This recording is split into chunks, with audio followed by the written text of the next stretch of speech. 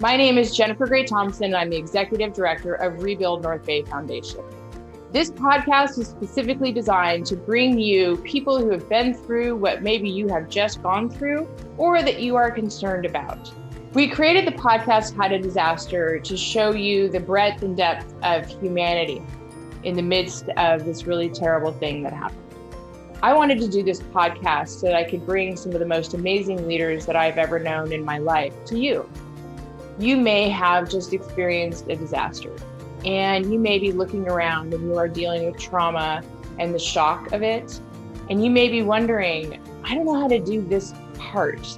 And so we purposefully made this podcast into different sections and different topics of recovery so that you could pick and choose what would work for you at that time. So welcome to How to Disaster, and thank you for giving us your time.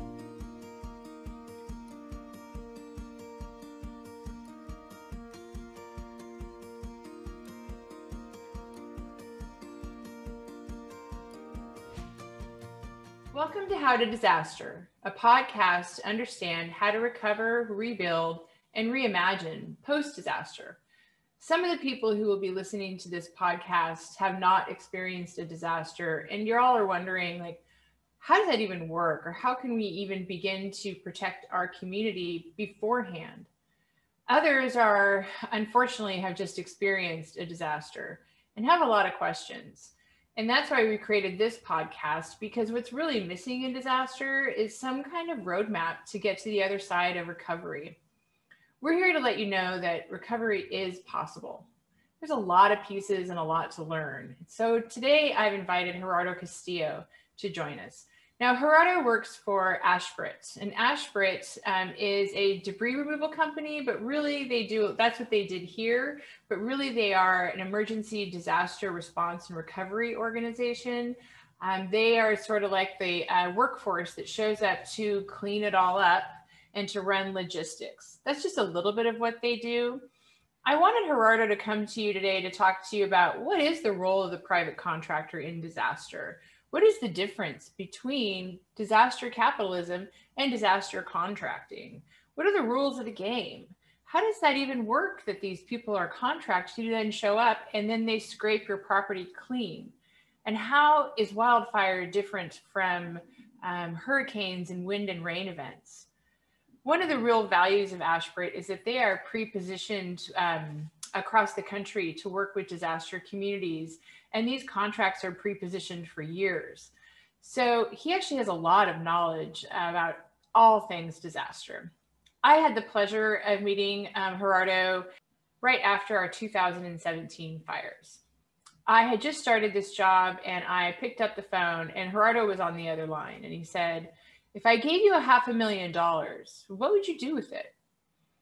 And it was easy. I said I would rebuild the coffee park walls because I knew that was something that the community really wanted. And I said, we won't take an admin fee. Now, I don't recommend that nonprofits forego their admin fee, but we were in the position to do it that year. Now, most foundations, this was from the AshBritt Foundation, would say, no, we don't want to do construction. Construction is too risky, takes a really long time to complete, and it just seems like it's full of problems. That's not what AshBritt did.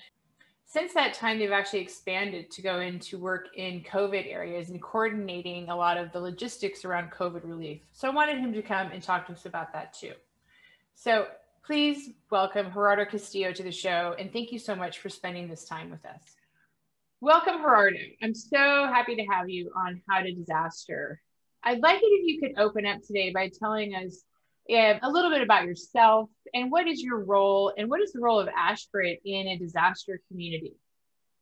Well, thanks for having me. I'm happy to be here to talk a little bit about what we do, the work that we do throughout the country to help communities recover after any natural disaster or emergency. So my name is Gerardo Castillo. I am the Chief of Staff and Government Relations and Chief Operating Officer, and amongst many other hats that I wear here at AshBritt. I'm pretty much involved in everything we do. But AshBritt is a 30-year emergency response and environmental remediation firm. We're a expert in logistics, anything that has to do with the logistics. So in the emergency response realm and spectrum, we do everything that there is to do within that field. So whether it's, any natural disaster that happens throughout the country, we're typically there helping communities recover. Within the emergency response spectrum, whether it's setting up base camps, whether it's helping communities with the debris recovery, whether it's currently during the COVID environment, we typically have a role in assisting communities with the response. So that is a very, very big job. I just want to say that at first. And one of the things I think people would really like to hear is, you have this disaster and we don't really think about the logistics of a disaster much until it actually happens. And when, you and I met because of the 2017 wildfires in the North Bay of California, near San Francisco. I had never heard of debris removal before because it had never been necessary before. But all of a sudden, all of these people come in and they are activated in order to clean it up. And we always say, you can't get better until you can get clean. But how does that work? Like, how do you know you're going to have that job, and who contracts with you, and who do you all answer to? And can you give people an idea of what the landscape of a disaster response and cleanup and recovery looks like? Because I think there's a lot of misunderstandings. So typically, within any significant event that happens, of an emergency that happens in a community, if the event, whatever that may be, so Northern California, using Northern California as an example, the wildfires, if it's an event of significance, and right, that's really the key there. Because if it's not a significant event, typically the locals or the state or the county can handle the response to event.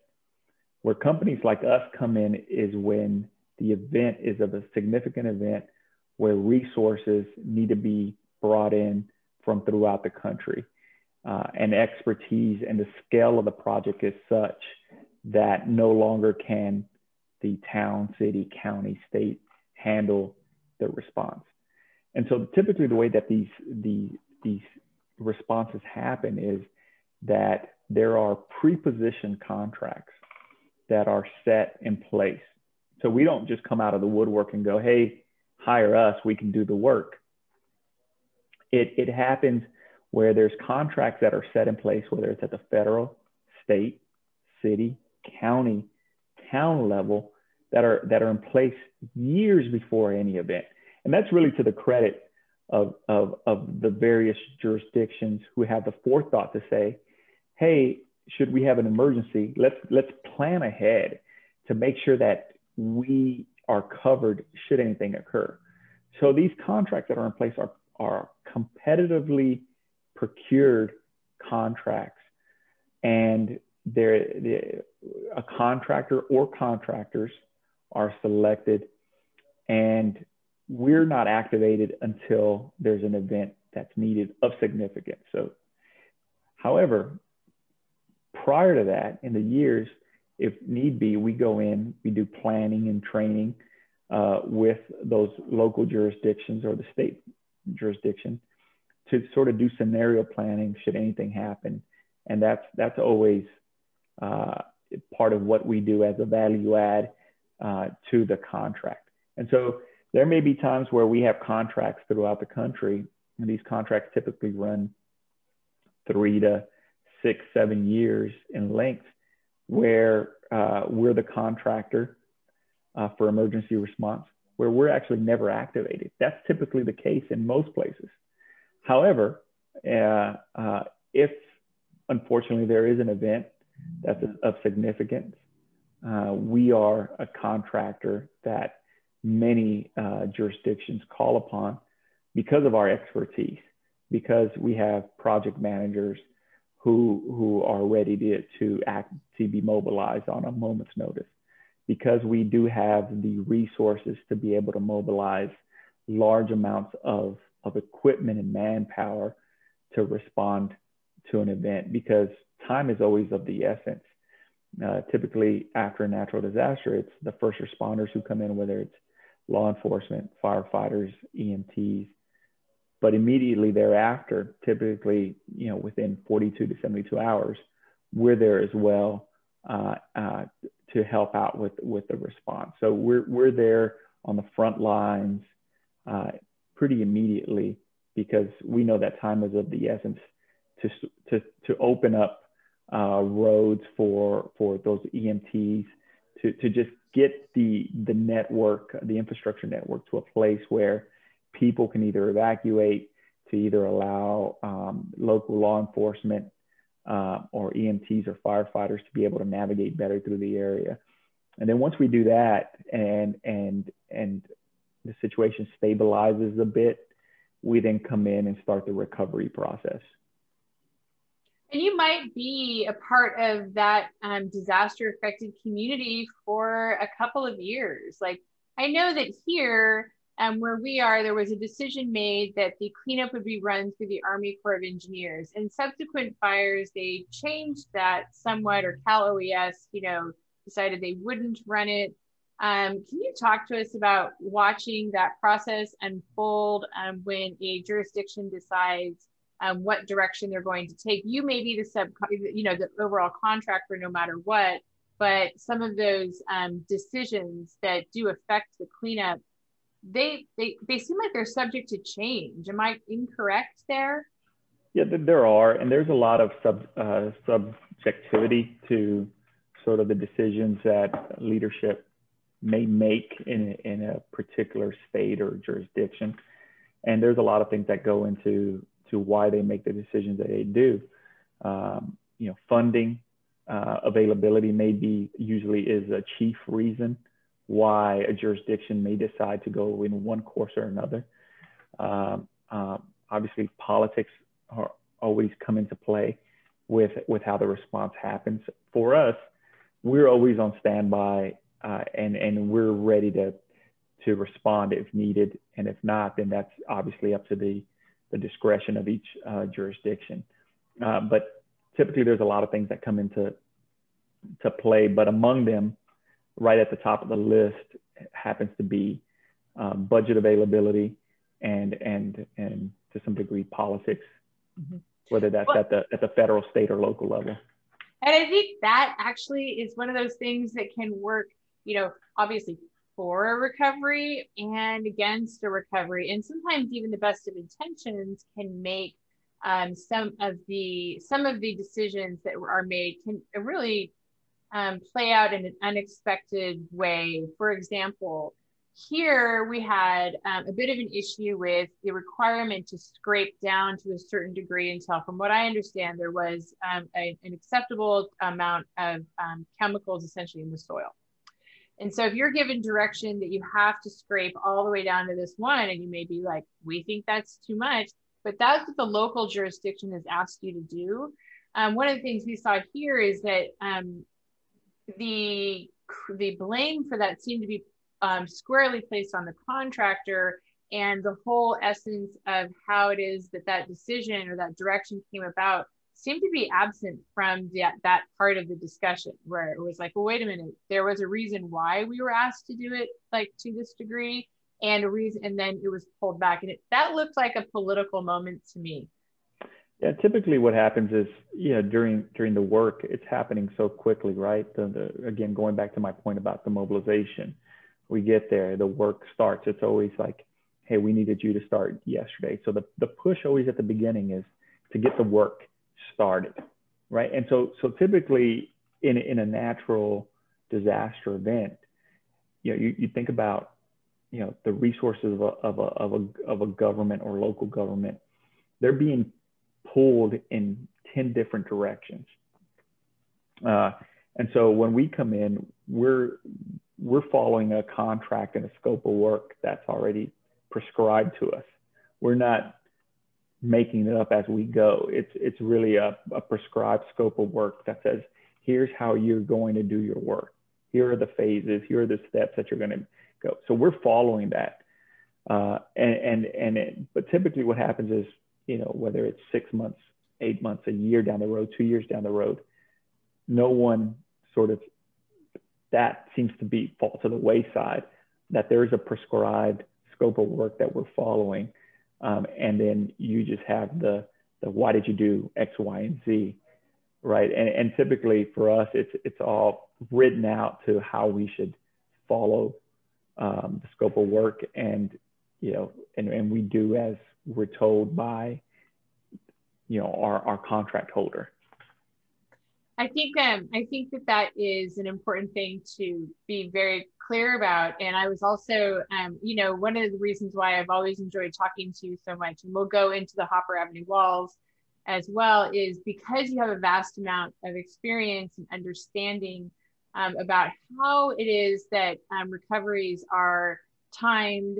I called you after I was in Panama City because I was so surprised that I was there 10 months later.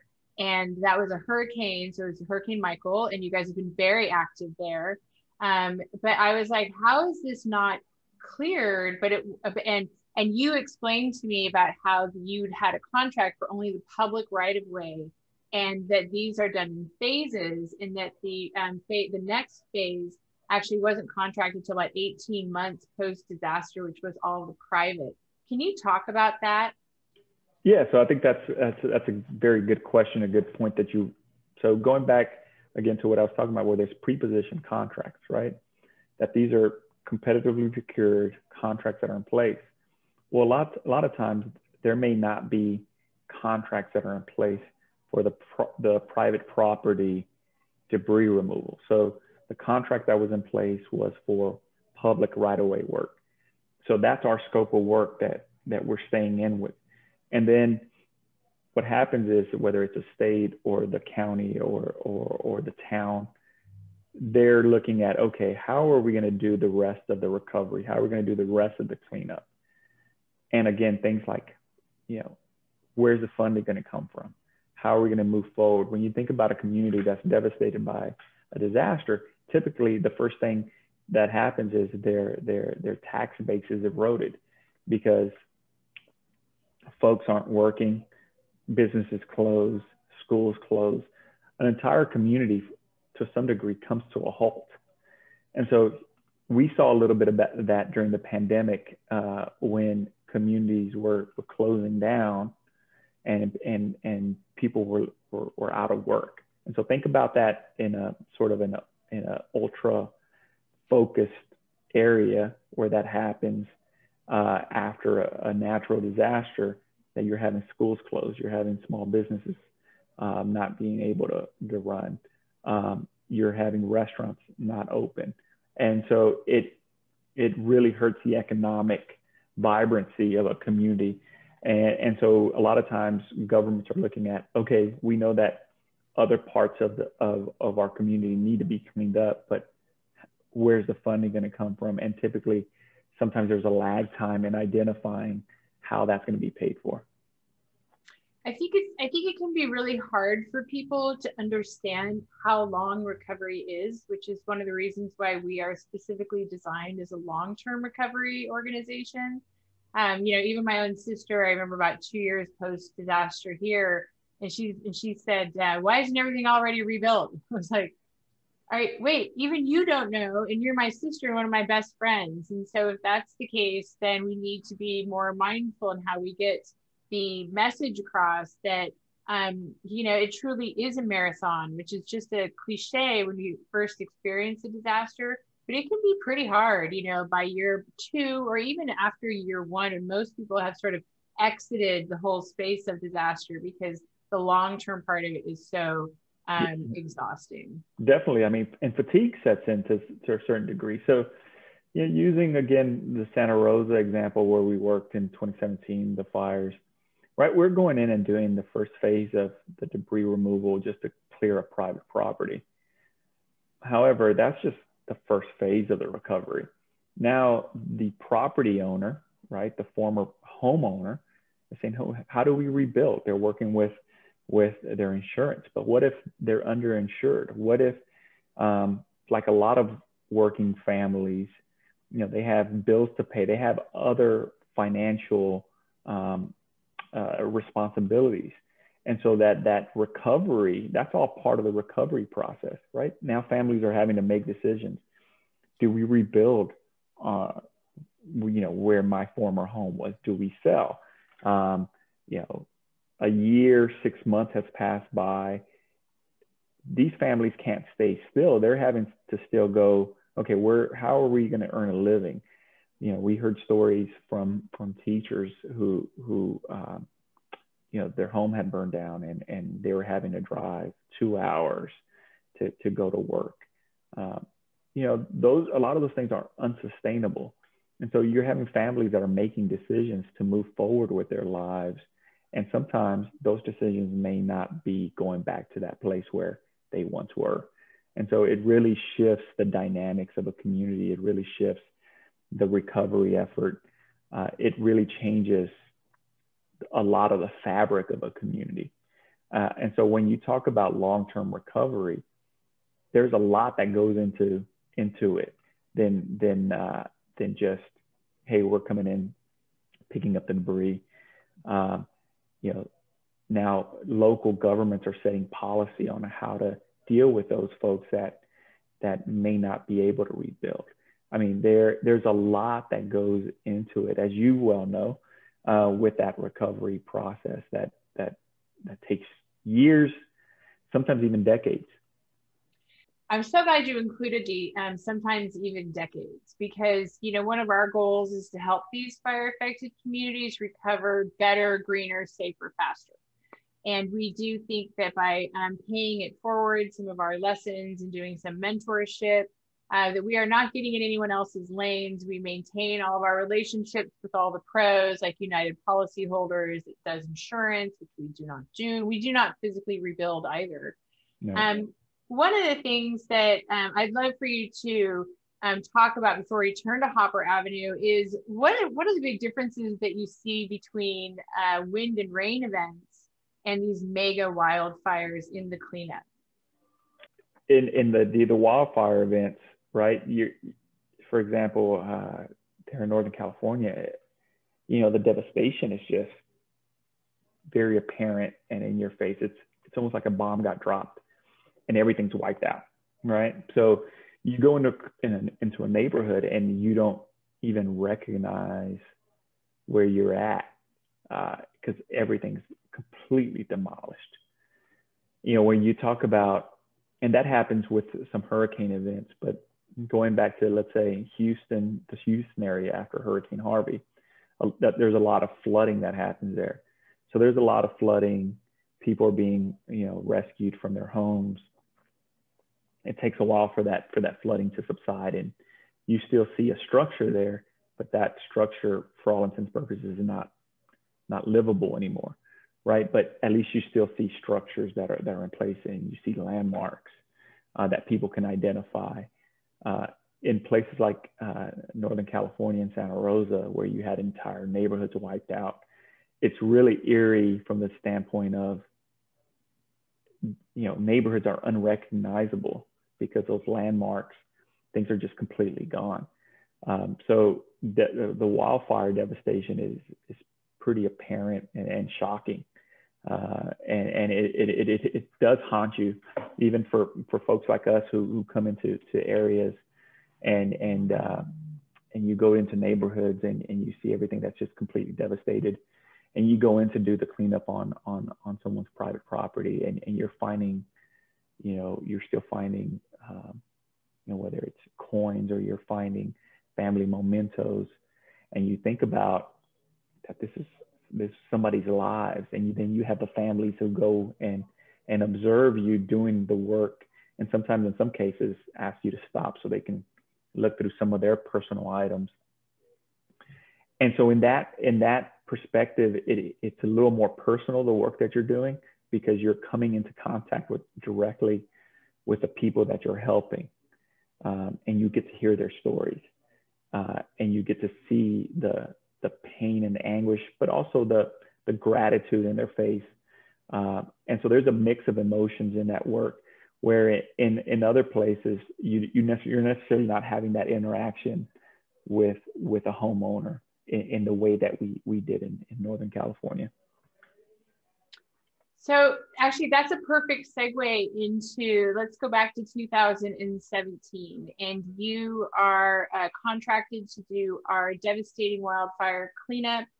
One of the places that you are immersed in is in Santa Rosa, in the neighborhood of Coffee Park. And for those who don't know, Coffee Park had about 1,400 homes. They were not in a wildland urban interface. In fact, they were so far away from the WUI that they weren't even required to do things that a lot of, in the building of in the 80s and the 90s, to do things that would keep them more fire safe, because they just were not considered a threat at all. And the fire I took out 6,000 homes in the first night. It went 5 miles, and it runs through football fields of homes and trees in seconds. It took the overpass, which I think is so rude because it didn't stop at the 6-lane freeway, and it snaked around through a vacant lot and took out these 1,400 homes, and people had to literally run for their lives, and late at night, in the middle of the night. Like, it was truly a terrifying experience, in addition to being a deadly one.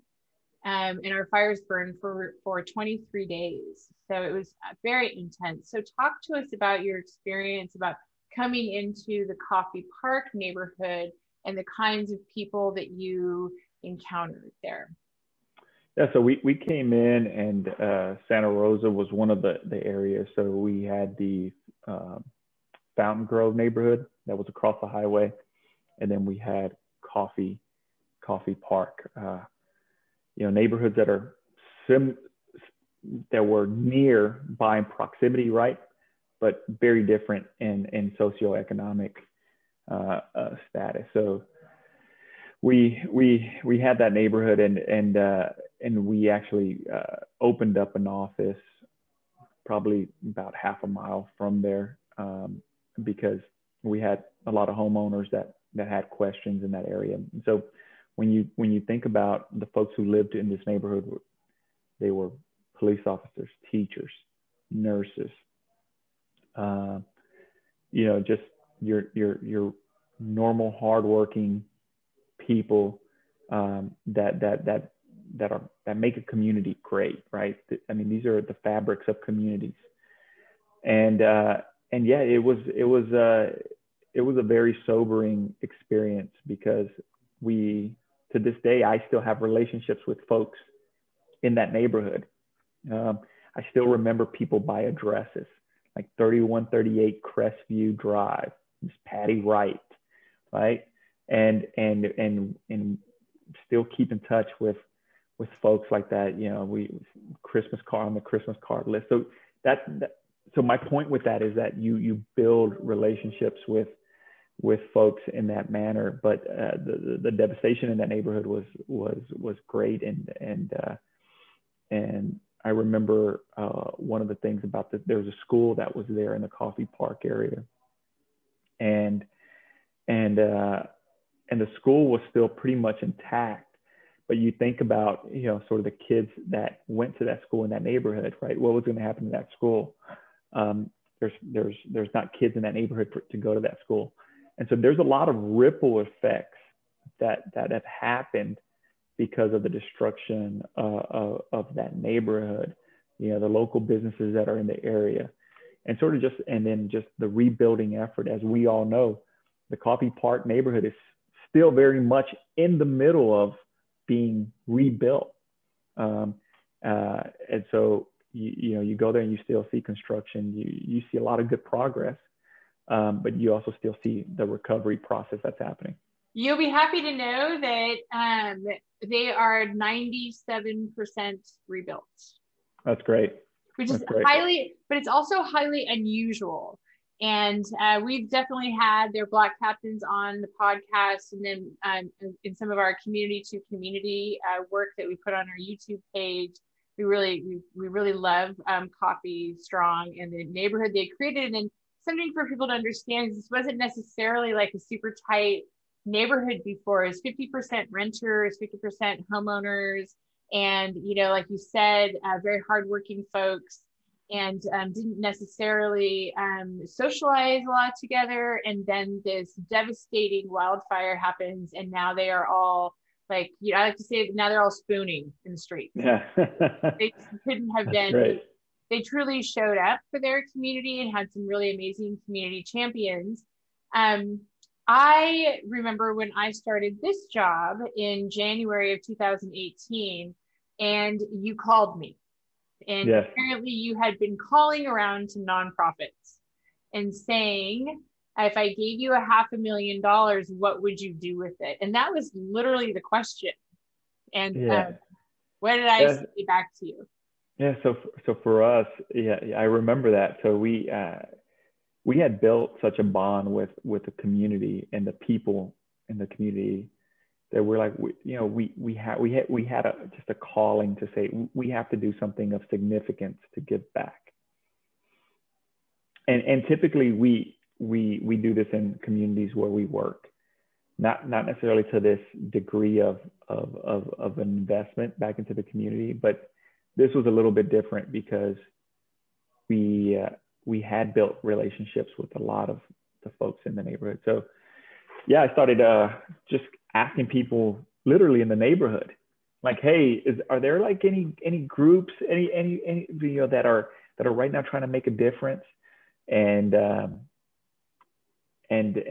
your organization's name kept popping up, and so I think I cold called. Right? You totally cold called. It was what a great cold call. I was like, I think you cold called, and that we had, you said, what would you do? And I said, I would rebuild the coffee park walls, and we will not take admin fee. And you were like, oh, that sounds pretty good.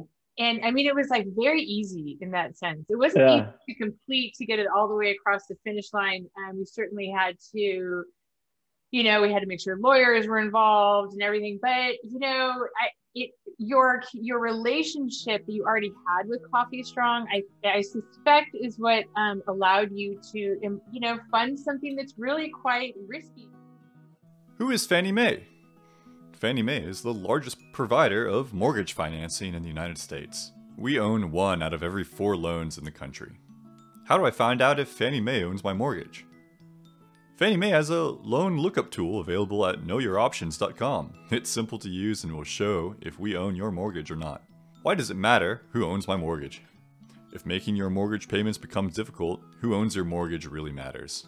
For those who have mortgages owned by Fannie Mae and are experiencing financial hardships, there are several programs available to help. Today we are focusing on options for those impacted by natural disaster, such as a fire, or financial hardship caused by COVID-19.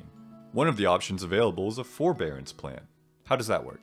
A forbearance plan provides the homeowner a period of reduced or suspended payments to manage a temporary financial hardship. For hardship to be caused by natural disaster or COVID-19, homeowners may be eligible for an initial plan up to 6 months with the possibility of a 6-month extension. During a Fannie Mae forbearance plan, the homeowner is not charged late fees. Do homeowners need to enter into a forbearance plan immediately after a disaster event? No. If you received additional living expense assistance after the disaster event and those funds have run out, you may still be eligible for a forbearance plan. What happens when the forbearance plan ends? Your lender or service should contact you during the forbearance plan to see if you still need assistance or are ready to resume making your mortgage payment on completion of the plan. If you don't hear from them, you should proactively reach out to have a next step in place. Once the plan ends, the balance that was reduced or suspended from the mortgage is due. However, if you are unable to repay the balance in its entirety, you may arrange a repayment plan or, if eligible, qualify for other programs such as a payment deferral, flex modification, or another workout. Can you please explain the difference? What is a payment deferral? A payment deferral allows you to bring your mortgage current by delaying or deferring repayment of past due amounts. This option keeps your monthly mortgage payment the same as it was before the hardship. The total deferred amount will be due on the last scheduled payment of the date of the loan. Should you sell or refinance or pay off your home, the deferred balance is included in the total remaining amount due. What about flex modification?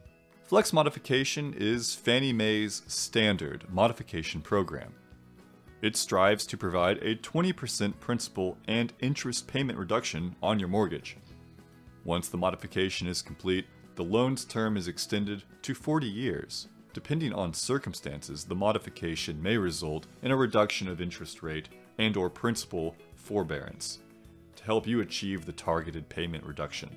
What's a principal forbearance? Principal forbearance is when a portion of the unpaid principal balance, basically the remaining loan amount, is put into an interest-free balance secured by the loan as part of the modification, and is due at the modified maturity date or with early payoff. Where can homeowners get more information and assistance? More information is readily available at knowyouroptions.com. When ready to request mortgage assistance, reach out to your mortgage company, also known as a mortgage servicer. This is the company you send your payment to each month. You'll find the phone number on your mortgage statement. Additional relief assistance is available through our Disaster Response Network. Here, impacted owners can work with HUD-approved housing counselors to get help requesting financial relief through FEMA, insurance claims, and more. Homeowners can visit knowyouroptions.com/relief for more information or call 877-833-1746. Once again, that is 877-833-1746. So you made the decision to agree to fund this $500,000 construction project, and usually, people don't want to do that. So talk to us about why you made that decision and how your relationship that you had created with the folks on the ground who lost everything affected your decision to do this. Right. So I would say the first thing is we didn't want to come in and say, hey, we want to fund X project.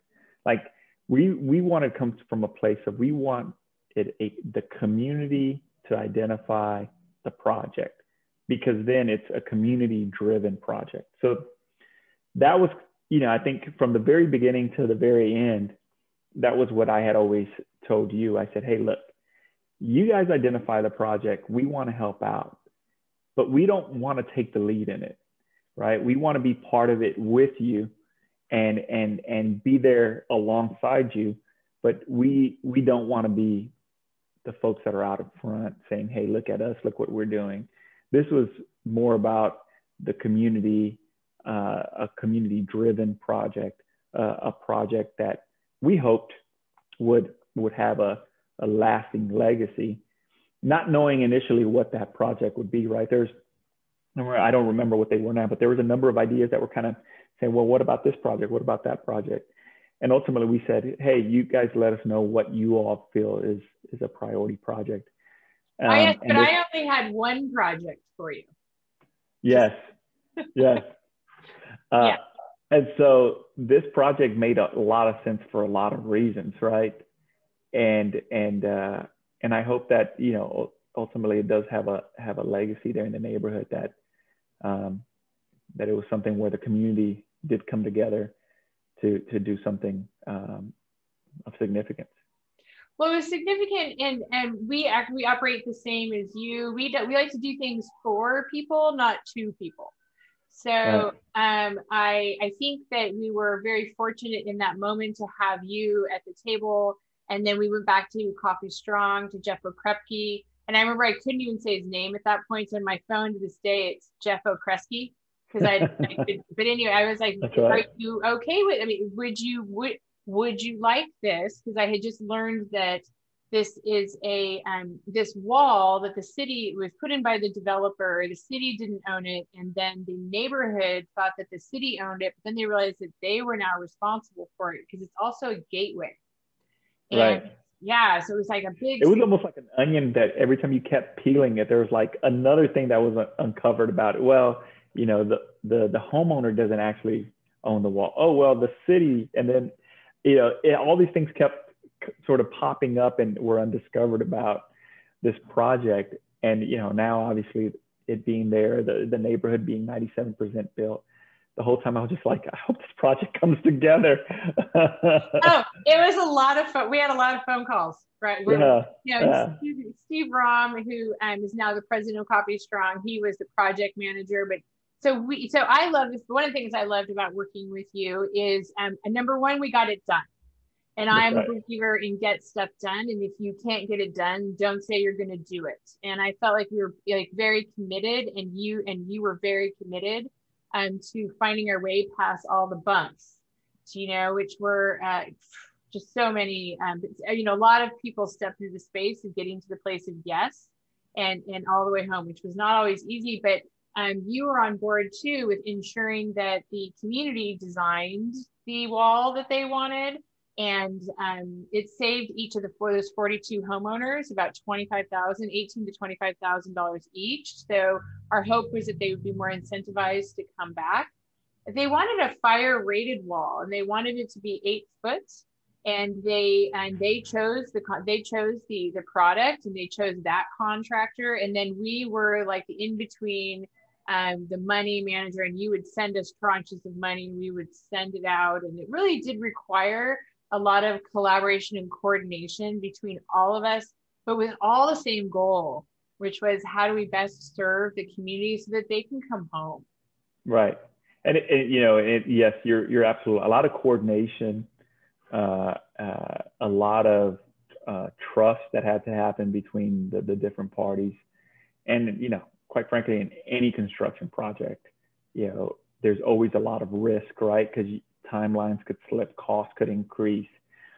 There's things that you necessarily don't know at the beginning of the project that you sort of uncover as the project happens. So, I think it just goes to show the spirit and the determination of the neighborhood. Like this project symbolized sort of a lot of what the community, the sort of the character of the community that it got done. It also speaks to how important it is that communities have to lead their own recoveries. And it's sort of what we've been talking about, but it's a lot of when we go into communities like in Southern Oregon with the Alameda fire, that our goal is to help the community drive the process in a way that is functional. And when they say that they want everybody at the table, that it's actually everybody and not just people who are exactly like you. And they've been really very open to that process. And so I'm so glad that you're working up there too. So yeah. Do you want to speak to that at all? Yeah. And I mean, to your point, I think what's important is, obviously these natural disasters, no one plans them, obviously. And a lot of times when they happen, and if they're of large scale, like the ones in Northern California or the ones in Oregon, people are turning to look for guidance, right? Because sometimes you don't know what you don't know, especially at a local level. The devastation is so significant. It's like, okay, where do you start? Where do you even start? And starting with the cleanup. So I think that's where folks like you who help communities recover come in and are able to at least shine the light on a path for communities to go, okay, this is where we start the recovery. So yeah, what's happening in Oregon, I think is part of that. Is they're looking to the state of California. They're looking to organizations like yourself, to people like you to guide them and provide them with lessons learned as they move forward in this recovery journey that's multi-year, because it is going to be a long journey. And sometimes the way that you start really lays the foundation for many, many years to come in that recovery process.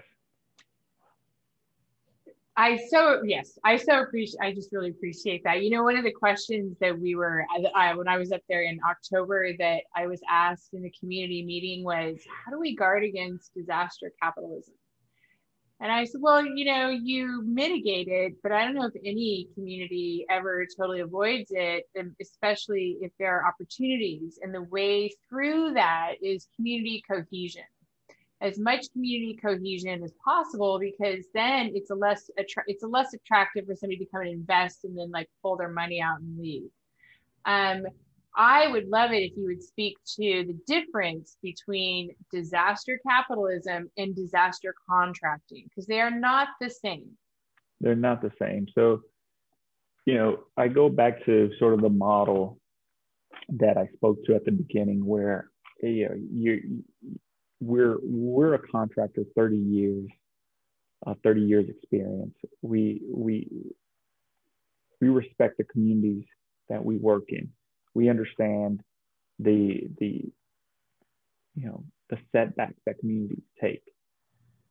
So when we come in, our main goal is to try to stabilize that community, to begin that rebuilding process. We understand those sensitivities better than anybody. So again, going back to sort of the way that we operate within the industry, is that there's contracts that are in place well ahead of time.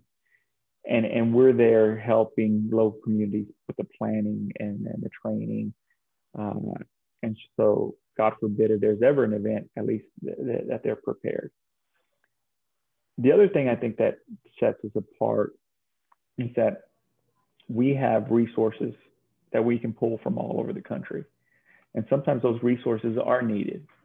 However, we make every effort, painstaking effort, to hire and identify and train the local workforce community to then participate in the recovery efforts of their neighborhoods. And that's key for magnitude of reasons. It's key in local communities helping with their own recovery, number one. It's key with helping the economic development recovery along with the physical recovery. And sometimes that's as important. You think about small businesses who are thinking about, how am I going to make my payroll? How am I going to keep people employed who have families to feed? And so we go through a process to try to identify folks that we can train and be willing to be part of their recovery. So in Santa Rosa, for example, there was a gentleman named Michael Wolf. He was an Iraq veteran. He had a home remodeling business, and we called him up and said, "Hey, look, we're going to start this project. We want to see if you're interested in helping with the recovery." He said, "I don't even know where to start." He goes, and we said, "Don't worry, we'll train you." So we gave him the specs of what one crew would be. And we trained him through getting his crew together.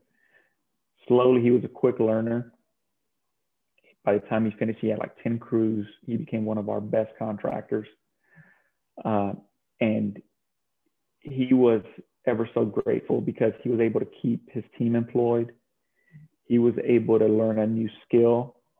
He was then able to transition that to help in other places in California that were experiencing disaster. So for us, it's about also bringing the community along in that recovery effort, and I think it's a win-win-win for everybody.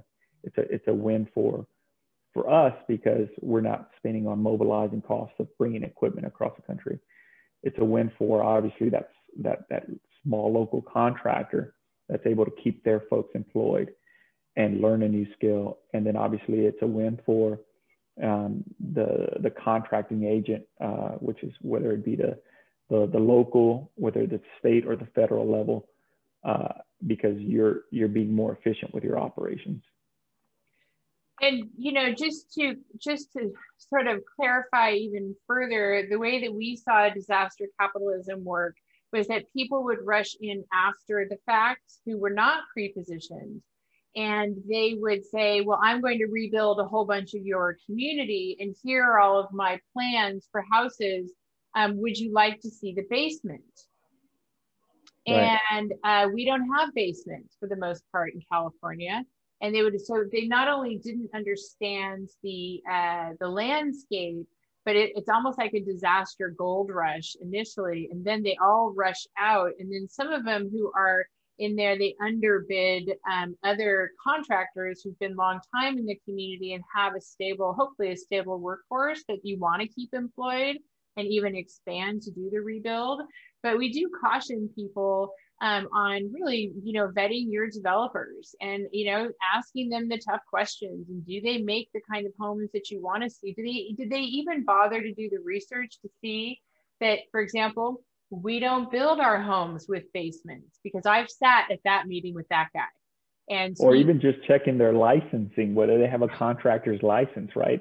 A valid, state license to be able to do the work that they're claiming to say they can do. But yeah, these are people that come in and they know that people are desperate to recover, and they're seizing upon the urgency of folks to want to rebuild their lives, and unfortunately a lot of times they just end up making the situation even worse. But yeah, we had to deal with that quite a bit, where we would hear from homeowners and they say, this contractor came and did this or that. They cut down trees, that necessarily I wanted to keep, or they tear up my driveway or whatever it be. So yeah, those were stories that we heard quite a bit, unfortunately. So just a really quick aside, say that for the brand new fire survivor who has just lost their home, and now the EPA has come through and cleared that stuff out, and then the debris removal people are coming through next. What do you think the informed survivor should know about that process of watching their own land being cleared to ensure that it is done according to how it is supposed to be done? So I think the first thing is really getting educated on what the scope of work is and what are the phases in their property cleanup, right? I think that's the first thing. That way they know, they have a roadmap to how their property is going to get cleaned up. And they get that from their public sector representatives, a supervisor, correct, or a council person or a city manager or CAO. Right. So knowing that the first thing that happens is typical. This is things could change a little bit, but testing on the front end to make sure to know what's on that lot in terms of contaminants, knowing how deep those contaminants are in the soil. Then the second part is obviously doing the debris cleanup. And then the third phase of it is usually doing the post soil analysis to make sure that that property is now ready to be rebuilt. So all those things, and typically in that framework, that could be anywhere from 3 months to 6 months. And so understanding the different players, because typically the person doing the front end testing is not the same as the contractor doing the work, who's not the same as the post soil testing folks. So knowing all the players in the process, and not being afraid to ask questions that, why they're doing what they're doing, and because if they're a good contractor, they're going to take the time to answer those questions for you. So is it a good idea for a homeowner to actually be on the site or near the site while the work is going on? Well, typically, if yes, for the first question is yes, but also when, that's going to happen, the cleanup's going to happen, someone is notifying you. Typically it's the local government. And so trying to get as much information of who's going to be on my property, who's the contractor, right? And typically if it's a reputable contractor, they usually have a community liaison who's going to be available to answer any questions you may have, because there are a lot of questions, right? No one's ever gone through this. People are going through this through the first time, and there's a litany of questions that that typically that contractor can answer to ease any angst that that a homeowner may have. And so there's resources available outside of just your local government. Typically, that contractor has a community liaison person. The project manager for each site typically is instructed to go through the steps to provide that customer service to the property owner, or at least that's how we do it. Right. Well, and if they don't do it that way, ask why not. Right. I think that before you've been through a disaster, there's a lot of assumptions that this is all like ready. It's a very neat and orderly process, and then you go through it, and you're like, oh, I mean, some parts are neat and orderly, like whatever's pre-positioned, but a lot of it isn't, and it's really important that the citizen knows that it's okay to ask the questions. Like those are good questions. It's okay to protect yourself. And I think those are some of the lessons learned, as communities go through this. And unfortunately, sometimes the lesson happens after, but they can pass on those lessons to other communities. That when that work is being done, make sure that there's community liaisons that are educating the community on what's going to happen, because that's really the biggest part of when someone, just in anything in life, right? When you don't know what to expect, it creates a lot of anxiety. It creates a lot of unknowns. Communication is key. Setting the expectations on the front end is paramount to that, and it addresses a lot of issues before they become issues. It does. I really appreciate that, because pretty much our entire business model is now built on that very idea. I would love it if you would talk to us about the future of disaster in your opinion, because we are very concerned about these climate emergencies, and we did not expect that our mega fire would become the norm, but it really has over the past 3.5 years, including the Camp Fire in Paradise.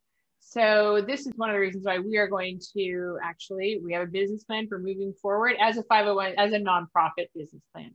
Right. But what do you see in terms of excess superstorms? We had $22 billion over disasters last year. And the NOAA counted all of our wildfires, 10 million acres, $16.5 billion as one of those disasters.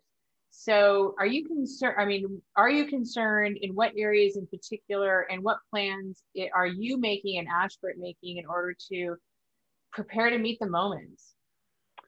Yeah, I mean, that's a tough question, right? Because there's so many facets to it.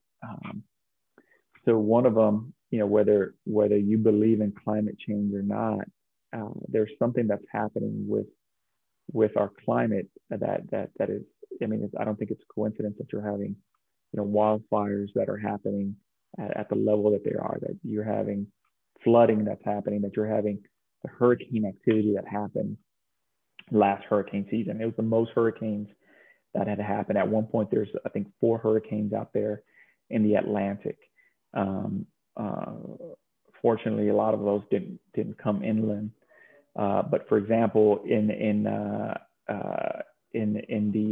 that Texas Louisiana border, within a month, 2 hurricanes, Cat 1s, hit that area, that Lake Charles area. And so, I think you can't ignore these events that are happening, right? And sometimes it's like, how do you even wrap your hands around, like, how do we respond to this, right? I think it takes a lot of people making a concerted effort to change the way we're doing things. From our perspective, I think we're of the mindset of we try to provide as much training to local governments on the front end, because for us, there's only so much capacity, right? We only have so many people. We can only work so many hours. And, we don't want to be in a position where we can't provide the services that our customers are asking us to provide. So that's something we think about quite a bit. But this issue is, I don't have a good answer for you in terms of kind of what the big picture of this, all of this is. I think we're all trying to figure it out. I mean, you hear about, some of the policies at the federal level to try to mitigate issues. And unfortunately there's different mindsets around that. But I do think that, you can't deny what's happened in the recent years, where there's been natural disaster after natural disaster. That's a fact. And so for us, I think it's more of trying to be a resource to our clients on the front end before there's even a disaster, so they can be as prepared as they can should they have to deal with one.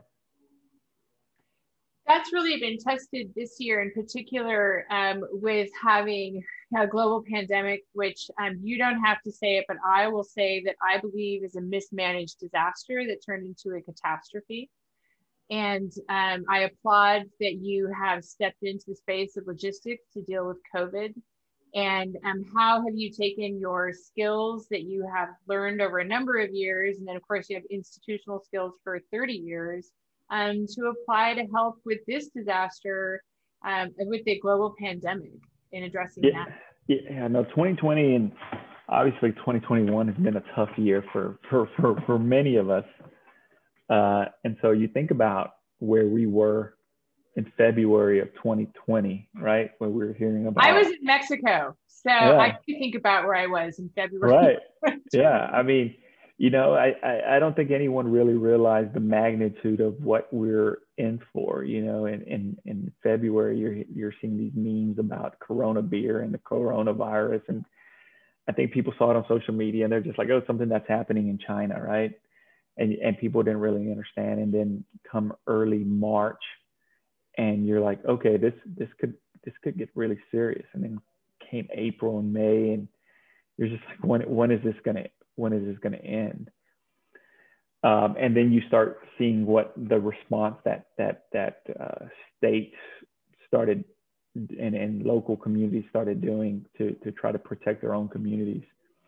Yeah, what we see in terms of people that are hardworking folks who work in the public sector, that they already had a lot on their plate to deal with in terms of their workload, and now you're adding on the pandemic. And so you've seen a lot of fatigue from governments and how they respond to this, which is justifiable. So now we're in the space of you saw the spikes over the summer with COVID. We're now getting into the vaccine realm, and governments at every level are looking to companies like us to say, hey, you're logistics experts. Can you help us with this? And so the way we look at logistics is it's a complicated puzzle that you're putting together for that particular mission. And so for the COVID response, it's a combination of both logistics and the medical piece of it. So we've been able to put that puzzle together in a very efficient way to be able to provide solutions to communities. So in the state of Texas, where they've had spikes in COVID, we were able to build field hospitals. So in places like Texas, that they called upon us to assist in building field hospitals because of the capacity that they're reaching at hospitals in various cities. And we were able to come in and assist them. So that was, again, putting the logistics piece of what we do really, really well and partnering with a medical partner to be able to now provide the medical solution. And I'm proud to say that we've done a fantastic job. I've been working on these projects now for 3 months straight, 18-hour days, but it's been a very fulfilling project One of the things in the state of Texas that's been very progressive also is that they're providing monoclonal antibody therapy to folks. So folks who are over 65 or who are 55 with certain comorbidities can get an IV with drugs that are currently experimental drugs approved by the FDA for an emergency use. And these have been shown through data to help people feel better should they be positive with COVID within 48 to 72 hours. And the whole goal of that is to keep them out, keep them out of the hospital, and hopefully at the end of the day, save their lives. So we've been at the forefront of doing that, and it's been very fulfilling, a lot of hard work, but we're helping communities like in Laredo, Texas, that, it's a community right there on the Texas-Mexico border, helping communities like Lubbock, Texas, which is in West Texas, to be able to provide these resources to help their communities. And now we're transitioning into the vaccine distribution and helping states and cities with their vaccine rollout. One of the things I think I'm very proud of is that we're helping a lot of underserved communities and establishing these resources. So one of the places where we currently have a vaccination center is in the Overtown neighborhood in Miami. This is a predominantly historically African-American neighborhood that's been underserved. And we opened a vaccination center there in the neighborhood. And we've worked with pastors, we've worked with churches, we've worked with nonprofit groups to have them be part of the buy-in to make sure that the community is using that center. And it's been fulfilling. So yesterday we had Alonzo Mourning, former Miami Heat center. He's a legend within the Miami community. He's the founder of Overtown Youth Center, which is an organization that he's led for almost 2 decades, providing workforce development, providing after-school programs, providing scholarships for youth, providing workforce development for that neighborhood. He championed this vaccine center. And with the state of Florida and the city of Miami, we established it, and now we're providing a neighborhood hub for vaccinations. And it's interesting, where a lot of places you're hearing about, sites crashing for vaccine registration. We actually almost did it the exact opposite. We said, look, if you're anywhere in this neighborhood, just walk up to the site. We want to try to make it as easy as possible. We'll register you, which only takes 5 to 10 minutes. The vaccine obviously only takes, 2 minutes or so, and then the observation. So the message to the community was, hey, just walk up to the site, ride your bike to the site, and within 30 minutes, we can vaccinate you and you're on your way. And I think this model that we're doing is a model that a lot of communities can use. It's a flexible model. You can set them up and tear them down relatively quick. You can really be specific in targeting specific neighborhoods that have been underserved and haven't had resources like this.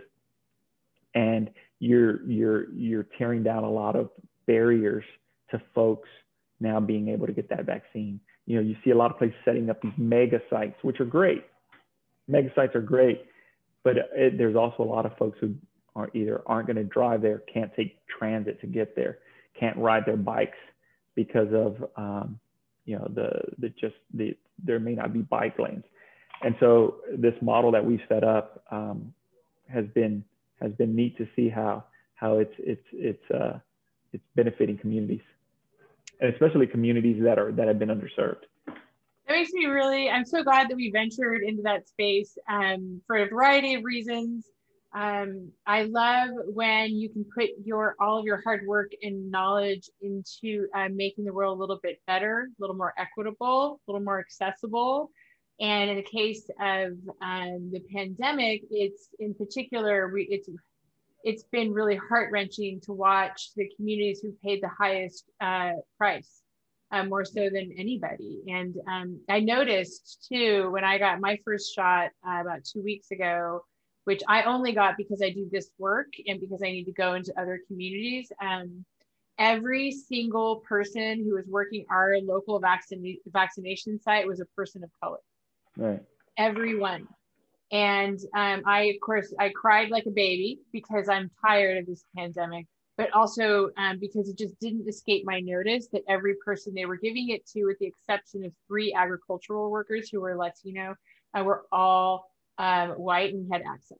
And to, it was a bit of a mega site. And so I love the neighborhood model. I think the neighborhood model is actually really important when you do have standing buildings post-disaster too, to make sure you're creating trust centers, essentially. Right. That's what you were doing, is you're leveraging icons that they trust or people from their community, and you're doing it for them and not to them, which I think should be the center of all work for all people who enter into the field, essentially, of disaster. So I applaud you for that. Well, thank you. And I think there's something that you said that's very important, those partnerships, right? That these only work if you're establishing partnerships with established, trusted community partners that they have to trust that you're there to do the right thing before they're going to tell their community to go there. And so part of that is having them come over and say, look, this is what we're going to do. Part of that is hiring sometimes nurses from the community that people know. And that's been our model and something that we're very proud of. And we hope to be able to do in other communities. Well, I hope that that gets exported, because I know that generally and specifically Sonoma County's never ever been out of the purple tier. We have never opened up since we closed down. We've never had indoor dining for a year. And it's because for good reason, our virus loads are very high and continue to be so. So, innovation in the face of disaster is also one of our most favorite things ever. And I just really love that you took that and entered into that space. We did COVID work for about 4 months. And the reason why is because some local entities were like, we don't know what to do, and you're the only flexible nonprofit that we know that works in the space of disaster. Can you be the coordinator, like the matrix of what is needed, and get everybody in their lanes, weekly? And then we also noticed right away that there was a need for all the same information to be released in Spanish simultaneously. Right. And so we paid out of our own funds for 6 to 8 weeks to have daily Spanish videos made from a woman, Alma Bowen, who runs New Western Comunidad. And I knew that she was going to get her. She's a medical translator and was a dispatcher for 17 years. So we could trust her to give the right message. But one of the reasons I love working in this field so much, even though some people in my life think my job looks really sad, but I'm always like, I didn't start the fire. So, I'm there to make it better. But one of the reasons I like it so much is because I get to work with people like you who are like, oh, let's solve that. Yeah, that's right. And I think you bring, together working collaboratively, you bring good solutions to the table, right? And I always say that, trying to be nimble, trying to be flexible, trying to be innovative and thinking outside the box, you're able to bring these solutions to communities that ultimately the goal at the end of the day is to try to help those communities recover. So whether it's after a wildfire, whether it's after a hurricane, whether it's right now during the COVID pandemic, right? The goal at the end of the day is to try to help a community be better than when you came in. Well, I can't think of a better place to stop there, and just to say that, Gerardo, I have really enjoyed working with you over these past few years, and I'm glad that we've stayed in contact. And I love that that I got to see a picture of your baby when when that happened, and I appreciate the fact that even though you sit at the top of this pretty big, substantial corporate entity, that people in our community knew your name, and they knew your wife, and they knew you. And it did change. It just helps in the recovery so much. It's a vulnerable period or moment in the history of a community. So I just really want to thank you for your contribution to our own recovery and for our ongoing conversation and collaboration. Well, thank you. I appreciate those kind words. And yes, we're part of this massive corporation, but at the end of the day, we're people with families, and we empathize with the pain, with the joys that a community has. And when we go in a community, whether it's for 6 months, a year, 18 months, we become part of that community. All right. We go and eat at those restaurants. We stay at the hotels. We go to places that other community members go to. So we become part of those communities for that short period of time, and we've built lasting relationships with people, and so it's always good to know that those relationships that you build with people that you're sustaining over years, that you can keep in touch like I have with you, and we can talk about what we're doing to try to make other communities now better and trying to pay it forward. So I'm glad we got the chance to talk, and I'm happy to hear all the great work that you're doing, and I'm always here as a resource should anything be needed. So thank you. Thank you. Thank you for joining us on How to Disaster, a playbook to recover, rebuild, and reimagine. I want to leave you with this one thought. Thank you for spending your time with us. And we want you to know that you can get through this.